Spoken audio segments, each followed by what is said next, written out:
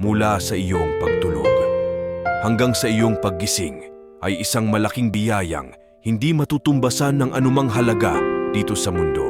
Atin ipagpasalamat ito sa Panginoon na nagbibigay buhay sa lahat. Nasusulat sa Kawikaan 3, verse 5 hanggang 6. Magtiwala ka ng buong puso sa Panginoon at huwag kang manalig sa iyong sariling karunungan.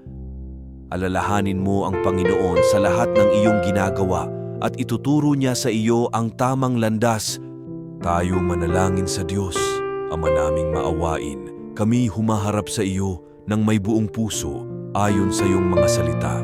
Kami nagpapakumbaba at nagtitiwala sa iyo. Hindi namin sasalig sa aming sariling karunungan, kundi kami nananampalataya sa iyong karunungan at gabay. Naway kilalanin mo kami sa lahat ng aming mga landas at naway iaayos mo ang aming mga daraanan sa bawat hakbang namin sa buhay at samahan mo kami san man kami naroroon. Salamat po, Ama. Ito po ay dinadaan namin sa pangalan ni Hesukristo na tagapagligtas at nagbibigay pag-asa. Amen.